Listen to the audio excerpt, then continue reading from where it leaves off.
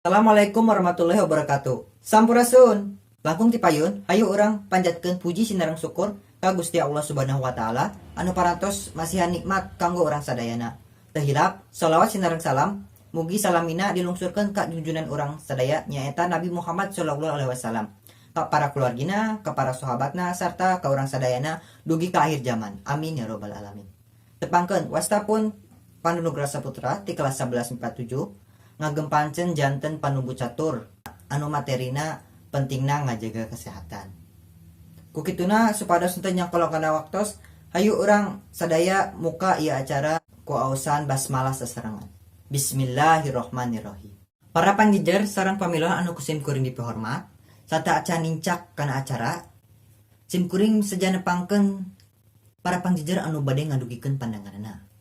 Panjijer nu kahiji nyaeta Bapak Aan Suci Rahmat MPD anu mangrupikeun guru fisika ti SMA hiji Majalengka. Wilujeng anjing Bapak haturun kana kasumpinganana.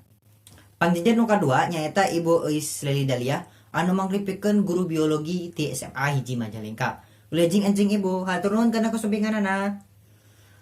Para hadirin, supados urang leuwih nelemang kana materi anu bade di ieu dina acara. Sumangga ka Bapak Aan Suci Rahmat kanggo ngadugikeun pamandangna. Hatur nuhun ka Bapak Aan anu atos ngadugikeun kamandangna. Nurutkeun mantenna, kasehatan teh mangrupikeun perkara anu penting jeung kudu terus dijaga khususna dina kayan COVID-19 ieu. Awak anu sehat tangtu mangrupikeun perkara anu bisa mangaruhan imunitas dina awak urang sadaya. Kumargi kitu hayu urang lajengkeun sawala ieu. Salajengna Ibu Eis mangga dihaturanan ngadugikeun kamandangna.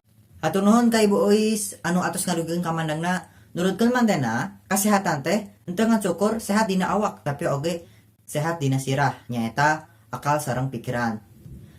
Tangtu hal ieu mangruhan kana kahirupan sapopoe. Jalma teh lamun sehat awakna hungkul mah ari pikiranna teu sehat mah sarua jeung ngabohongan diri sorangan. Kulantaran waktos anu sakedik salajengna sim kuring bade ngawatesan kanggo pamilon anu bade nutumaros ngan syukur kanggo hiji urang bae.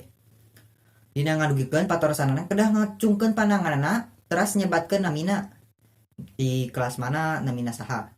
Hatur nuhun ka Teguh di kelas 1147 anu parantos ngadugikeun patorosanana. Kira langkung patorosanana ngeunaan cara atawa kegiatan anu tiasa terus ambe urang sadaya teh tiasa terus sehat dina kahirupan sapopoe khususna dina kayan wabah ieu. Sumangga ka Bapak Aan kanggo ngawaleur patarosanana. Hatur nuhun ka Bapak Aan anu parantos patarosanana ti Teguh. Isi walerananya nyaeta urang sadaya kedah ngadahar kadaharan anu bergizi, sehat, ngalakukeun olahraga pang saeutikna 2 kali sakali. Sarta ngalakukeun 3M nyaeta ngajaga jarak, ngawasuleungeun ku cai nu ngalir, sarta nganggo masker. Teka raos ieu acara teh parantos rengse. Alhamdulillah ieu acara kalayan lancar.